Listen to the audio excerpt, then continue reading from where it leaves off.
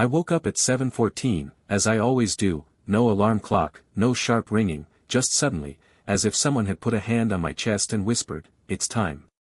The room was quiet. But not the quiet I was used to. Something about that silence felt unnaturally right. Stretching, I looked to my left. Nora was already up. I heard the sound of dishes in the kitchen, the dripping of water from the old faucet that had been promised to be fixed for a week now. Everything was as it should be. Almost. The dream was still sitting in my head. The house wasn't ours. The windows are different. And Nora was different. The one in the dream called me Adam. And strangest of all, I didn't argue. I took it for granted. It seemed right in the dream. The kitchen smelled of toast and orange juice. I walked in, kissed my wife on the cheek, and sat down at the table. "Good morning," she said. "Coffee black?" As always, I nodded. She poured it into a mug, set it in front of me, and said quietly, "Do you have to be at the lab by 9 today?" I looked up. Lab? I'm a graphic designer. I sit around freelancing at home, making interfaces, logos, and sometimes illustrations if I'm in the mood. No lab was in any of my plans. "What?" I asked. She froze. And then she laughed, a little strained. "Oh, I'm sorry. I don't know why I said that. I must have confused it with something, dreamed it, I guess." I smiled too. But it clicked inside. As if the puzzle had fallen apart. "It's okay," I mumbled and took a sip. The day passed in a half-sleep. I tried to work, but I couldn't. Everything seemed a little displaced. Like I was looking at the world through a pane of glass that curved slightly in the middle. By lunchtime, Mark called. "Dude, where the hell are you? We were expecting you yesterday. You said 5 o'clock at the front door." "Mark? Hold on. Did we say that? Jake, are you okay?" He stopped talking. "We talked just 2 days ago. You said you were finally getting back to work. We wanted to see each other. Me and Amy. Are you kidding me? Mark, I haven't seen you in, 5 years. After you moved away, you stopped answering. What the hell is that?" I silently disconnected. My hands were shaking. I looked at the photo on my phone, an old, faded one of me and Mark and Amy, 2015. The last time I'd seen them in person. At least, that's what I thought. During the night, I didn't sleep. Lying on my back, staring at the ceiling and listening to Nora, breathing in the next room. We'd started sleeping apart about 3 weeks ago. At first it was just, "I'll sleep in the living room, I don't want to wake you up." Then it was, "It's better, I fall asleep faster." And then I didn't even try to call her back. Sleep came again close to dawn. I was standing on the veranda of a wooden house. There was a forest all around. There was a light on in the house. A woman, very much like Nora, but with sharper features, was calling to me. "Adam, you shouldn't have come back." I took a step. And woke up to my own screaming. The next morning, it wasn't the same. The color of the bedroom walls was different. They used to be a warm gray, now they were a cool blue. I swore it couldn't be. I got up, walked around the apartment. The kitchen seemed wider. Or did it? Small items, rearranged. Glasses in a different cabinet. The coffee can was signed ground 13 instead of coffee plain. Nora didn't seem surprised that I was at a loss. On the contrary, she was almost avoiding me. "Is everything okay?" she asked as I stared up at the ceiling, where a subtle pattern had appeared that hadn't been there before. "Did you repaint the walls?" "What? They were a different color." "No. They've always been this color. You really need to rest." She put her hand to her forehead, like Mom with a fever. That evening I went to the garage where we kept old things. I found a box of photo albums. I opened one of them. The first pictures were of me and Nora. I remember that. A trip to the coast. Vacation. But the caption is, May 2011. We met in 2013. I checked again. The photo from the trip where I'm holding her hand is dated 2011. I checked the EXAF. It was taken with a Canon, May 2011. I didn't know her then. Or did I? The next day, I dialed Mark again. I need to meet you. Sure. Are you okay? I don't know. We met at a coffee shop. He seemed ordinary. Too normal. Like everything was really normal. You look like someone who's seen a ghost, he said. I don't know what's happening to me. I don't remember seeing you. But you say we're together almost every day. He looked at me seriously. Jake. You chose to. We thought you stayed there. That the experiment, you were the first. I froze. What experiment? He just shut down. Forget it. I said too much. Mark. You shouldn't be digging. I really don't. You were happy. Don't ruin it. I grabbed his shoulder. What? The experiment? He stood up, jerked out of my grip, and walked away. That night, it wasn't like that. I woke up, but not in my bed. The bed was different. The sheets had a pattern I didn't know. The window was on the other side. The room was unfamiliar. On the next pillow, a woman. The one from the dream. You're awake, Adam, she said. My name is Jake. No. It's not. You just forgot. She held out her hand. I saw a tattoo on her wrist, a symbol I'd drawn about 10 years ago in a notebook. An abstraction. No one had ever seen it. Never. It's okay. You almost remembered. I woke up in a cold sweat. There was a note on the nightstand. Not a note, a piece of paper. With one word on it. Remember. And I swear it was my handwriting. The next morning was like glass about to crack. Everything looked normal, but inside it was shaking. I looked at Nora, sitting across from me, as if she were a stranger. She was eating her oatmeal, methodical as always. Only now I was watching her every gesture, as if trying to recognize a hidden meaning. What? She finally asked without looking up. Nothing, I answered. But it was a lie. The dream from last night wouldn't let go. The woman who called me Adam. The room. A house. A voice. My handwriting on the paper, remember. I didn't write it. I don't remember writing it. But it was me. Nora put the dishes in the sink and disappeared into the bedroom. I stayed in the kitchen, hooking my fingers into a mug of iced coffee. I decided to check the photo album again. I went to the pantry and the box was gone. I searched everywhere. Nothing. It's like I made up the album. I almost rush over to her.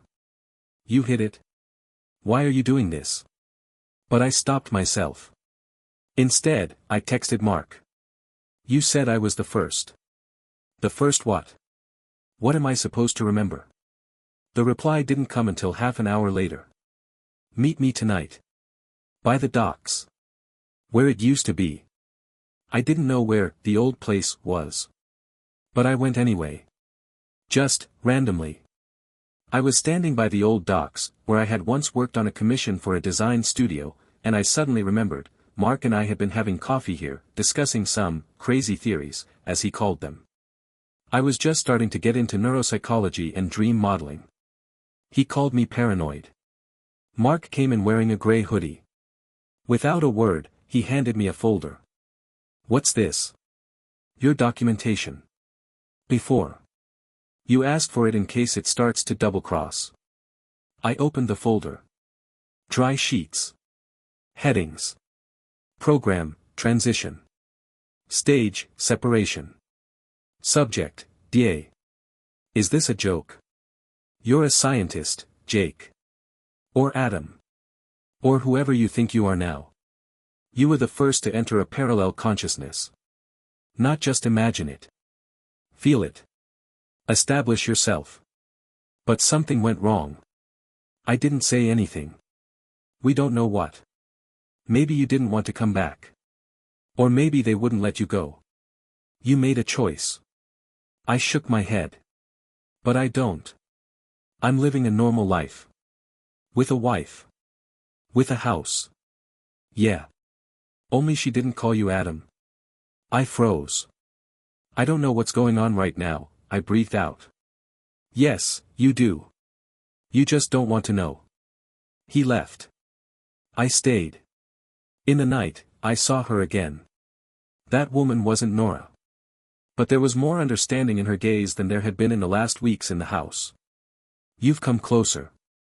Can you feel the realities shifting? I nodded. For the first time in the dream I felt sober. You chose to stay with your Nora, but you knew she wasn't the one. You wanted to forget. But the shift was broken. Why now? Because she's starting to remember, too. Who? Your wife. Or a version of her. I wanted to ask more, but I woke up to Nora standing at the bedroom door. Her eyes were wet. You were talking in your sleep, she whispered. You were calling out for someone. I remember. You were the one who spoke. I was silent. She came closer. What's happening to you? What's going on with you? Why did you call me Adam? She froze. I don't know.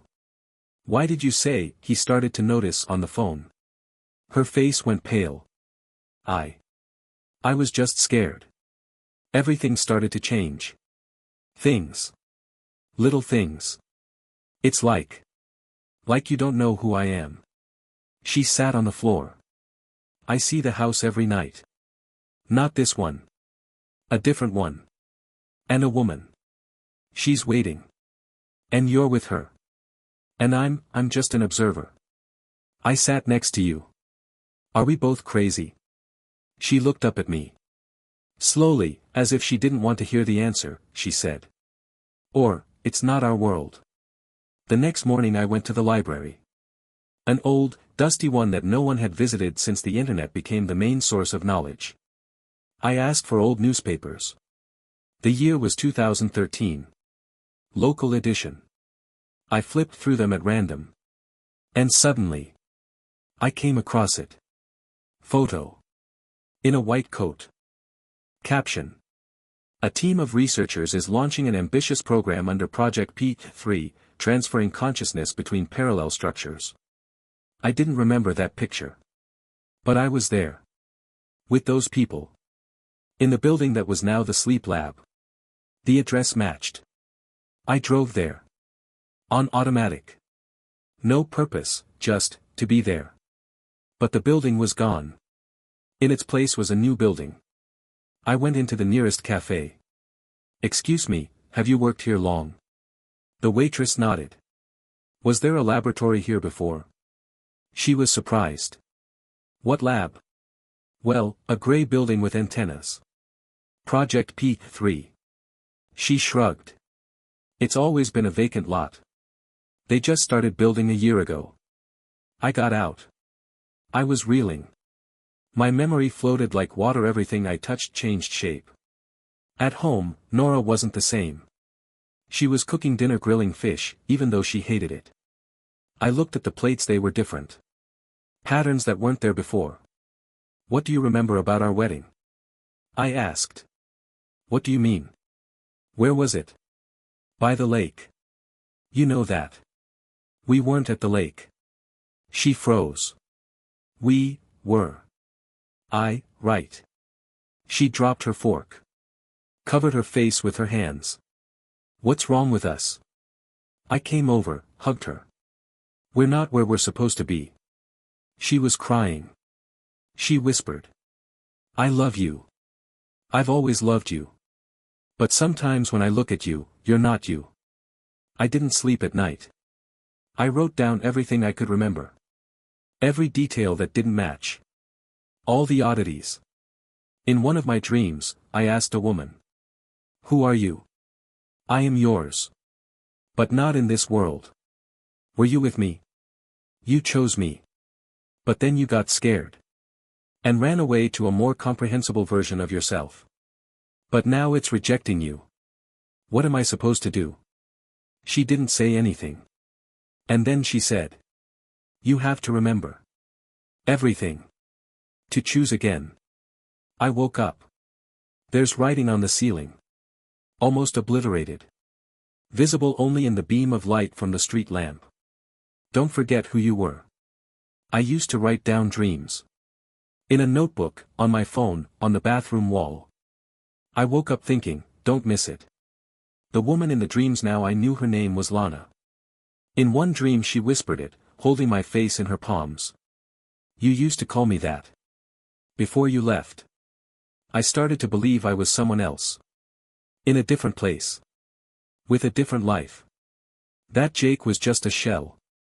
Or maybe a mask I chose to wear. But there was Nora. Alive. With the eyes I'd once melted into. And the question. Which one of these is real? I went to see Mark again that day. He was waiting for me on the roof of the office building, as if he knew I was coming. Did you remember? He asked. I'm not sure, I answered honestly. That's normal. Most people don't even get to that point. He handed me a box. Inside was a photo, a flash drive, and a small token labeled ARC 6. This? That's what you're keeping. In case you change your mind. Change my mind. Walk away. I looked at it all like evidence from someone else's past. But the flash drive jingled in my hand, like a reminder that you know more than you're admitting. Tell me straight, I asked.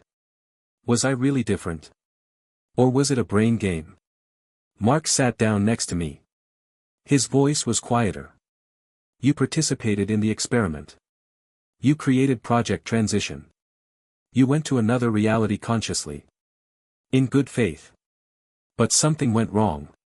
Or, the other way around, you just didn't want to go back. And now you're in between. Neither here nor there. Because you didn't choose. I came home. I looked at the door for a long time. At the bell. The light in the window.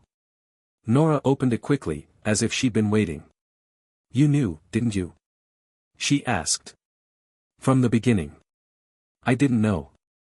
I guessed. Did you, too? I had a dream. Where you were with someone else. And then you disappeared. I was alone. It was only then that I realized it wasn't my world. How do you feel about me? She didn't answer right away. You were my husband. Maybe you still are. But I don't know if it's you anymore. I came closer. She didn't move away. I feel that I love you. But maybe it's not my love. It's hers. She nodded. I understand. At night, I went back to that house in a dream. Lana was waiting by the window. She was wearing a white dress, like the one in the photo from Mark's folder. You're here. I don't know where I belong. Then let yourself remember. She led me through the rooms. Everything was familiar, the wall of photos, the kitchen table with the names, A+L, carved into it, the old cat that immediately jumped into my lap. Were we happy? We were real, she replied. Why did I leave? You were scared. The world was starting to crumble. You decided to save yourself. And you ran away, to a place where there was another you. With a different life. I sat down. And now? Now you have to choose. I woke up in a sweat. There was a flash drive on the table. I plugged it into my laptop. The video came up. I'm in the lab. Young, excited. The camera's shaking. If you're watching this, you're starting to forget. You're Adam. You chose conscious transference. Lana is real. This is your home. But if you choose to stay there, it will all disappear. We will disappear. I'll be gone. Lana's voice can be heard in the background. Adam, hurry up. We don't have much time. The video cuts out. I'm out on the street. In my pocket, my ARC 6 badge. The final element. I knew where the return point was. Mark gave me the address. The basement of an abandoned building. I stood in front of the steel door. My fingers were trembling. Either I'm here. Or I'm going back there. From behind me, someone called out. Jake. Nora. She was standing in the street, in the streetlight. So alive. So dear. Don't go, she whispered. Maybe we can start over. I looked at her. Or maybe, I'd never started. I took a step forward. The door opened. I don't know what was inside. Light. Emptiness. Lana. I just remember Nora's last look. There was no fear in it. Just goodbye. Now I wake up in a strange room. Lana's next to me. A cat rumbling. Walls of pictures. My hands shake as I touch her face. You chose, she says. I nod. But somewhere inside, I don't know if it was the right choice. Or if it was a choice at all. Because when I look in the mirror, for a split second, it's not me I see. The final line of the voiceover. Sometimes you come back. But you don't know where from.